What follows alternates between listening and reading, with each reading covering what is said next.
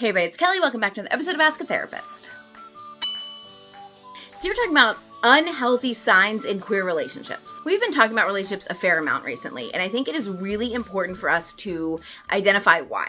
The United States specifically has undergone some very public changes in the last couple of months, and while not every viewer is a United States viewer, a lot of what happens in the United States does have some wider spread impacts, typically, unfortunately. Also, policy and attitude changes towards those in the LGBTQIA community are real and fairly widespread. I have talked on here before about how actually prevalent domestic violence is within relationships in our community. And unfortunately, within law enforcement in many countries, not just the US, there is a stigma towards understanding, prosecuting, preventing domestic abuse, domestic violence, violence in general within queer relationships. Some of that is stigma about gender, and some of that is stigma about not seeing the relationships as valid in the first place. There's so many different reasons, but it is very real, and it's not something that gets dealt with a lot. And so I do see this as actually fairly important, not just if you're joining a new relationship, but to look out for in relationships in general, either in your life or your friends' lives, because the way this plays out in relationships within the LGBTQIA community is different than the way it plays out in straight relationships. Okay, in no particular priority order, here we go. Possessiveness. Here's the thing with possessiveness. Sometimes it feels really good in the beginning to have somebody want all of your time. If you have someone who just wants to be around you and they are possessive of your time, that feels very akin to love, right? It feels very similar to, no, I don't want to control you. I just can't stand to be away from you. Within the queer community, also prevalent is the use of things like stereotypes or labels to prevent you from hanging out with other people. If you're a woman, I don't want you hanging out with her because you're into girls and she's a girl, so you might end up liking her. Or if you're a man who's into men, you can only hang out with women because you won't cheat on me with a woman, right? Or if you happen to be bi or pansexual, that does play in sometimes to a possessive partner's narrative because they don't want you to be friends with anybody because they're sometimes convinced you would cheat on them with anyone, which is not true. See my bisexual myths videos. That's not true. The key here is understanding that possessiveness steps over line from being like cute and I want to spend time with you into a problem when they are actively stopping you from doing things that you want to do because of their need to spend time alone with you.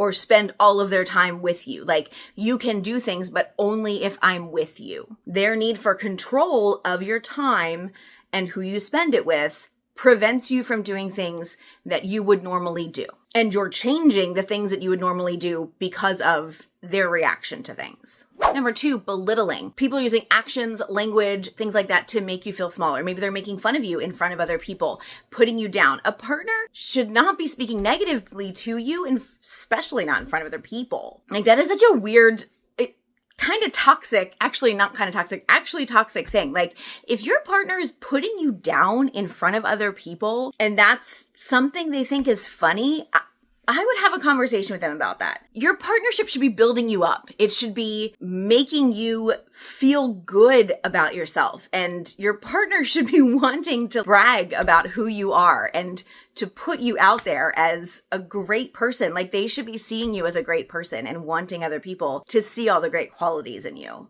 not cut you down in front of other people. That's such a weird thing. I don't know. I hang out with some of my straight friends and they're constantly putting down their husbands or their wives. And I'm like, it just feels so weird for me. First of all, I don't have those kind of things to say about my wife. And secondly, even if I did, I would not be having that conversation with them because that doesn't feel fair to her. I don't know. Maybe that's just me. When we put this in the lens of the queer community, often there's stereotypes that are used in certain labels that are homophobic, transphobic, biphobic, that are used to keep people feeling small and feeling wrong if they're acting outside of that stereotype that their partner is acting as though they should be behaving with it. And those are used to keep that partner in line. Number 3, isolation. And this is one that comes up in any unhealthy relationship. Basically, it comes down to keeping you from other people, keeping you from relating to other people, spending time with other people. It keeps you vulnerable and reliant on the other person. Here's how it's sort of specific to the LGBTQIA plus community. Depending on where you're from, depending on where you're living, there is a serious, for a lot of us, lack of community of other queer people and support systems of other people. When someone is trying to manipulate you, when the relationship is unhealthy, when they're trying to isolate you, that can be used as another reason to isolate you. These people are not going to support you. They're not going to understand our relationship. You should just stick with me. That friend sounds like they're being homophobic. Everything that friend says is ciscentric. Different ways to keep you isolated with them because they are your only support system and the person that is going to really understand you. Your family isn't going to accept our relationship, so we should probably just keep our distance. Maybe we don't go see these people anymore because I didn't feel very comfortable because of the nature of our relationship and the nature of how they see the world. There are so many different ways to use being part of the queer community as a reason to isolate, especially in the political climate that the US and other countries find themselves in right now. This ends up being a very easy one to use in order to manipulate a partner. Number 4 is guilting. Essentially, this is someone making you feel responsible for their actions or making you feel like it's your job to keep them happy.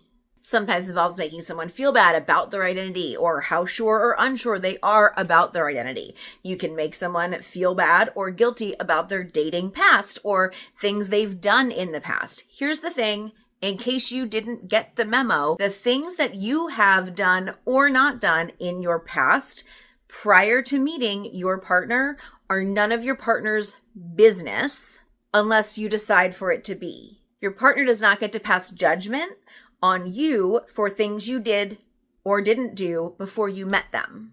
And you do not owe your partner an explanation for who you are.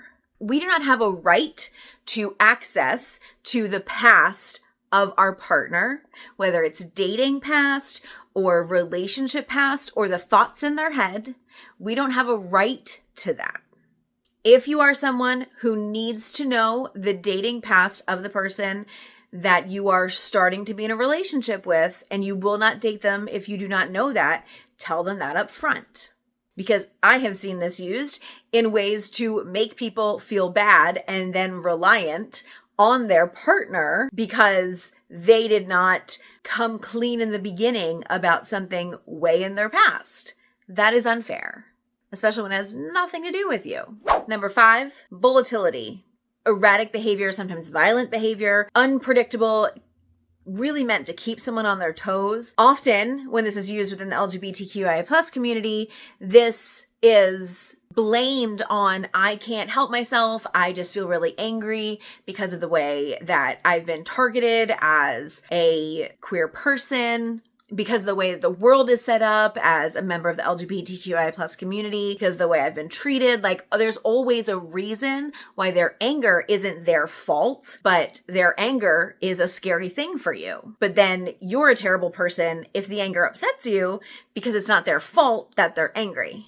And that leads into the last one, which is deflecting responsibility. This, if your partner refuses to take responsibility for anything, actually the person you're dating refuses to take responsibility for anything. Like, all of their exes were crazy, so that's why they're not with them. Nothing that ever happens wrong in their lives is their fault. It's everyone else's. If they're clearly perfect and everyone else in their lives are morons or stupid, like, these are flags that this person is not in a great place to be in a relationship with. If you're already in the relationship with them and you're seeing this now, this is something to pay attention to. If someone is constantly making excuses for their unhealthy behavior, when you are addressing it with them, you're saying, this thing that you're doing is harmful to me, is hurtful to me, is scary to me, is uncomfortable for me, and they're making excuses instead of addressing it, how do you plan to move forward in a relationship with someone who will not take responsibility for their part in anything that happens. Like, how do you plan for that relationship to work? Everything in the relationship can't always be your fault. Okay, there you go. There are a few examples of unhealthy behaviors in relationships. I can do another one of healthy behaviors in relationships if you'd like. Just go ahead and leave a comment below. Let me know what the next series you'd like to see should be here in this channel. Otherwise, that's it for today. Thank you so much for being here. I will see you all next time. And until then, take care of yourselves and each other.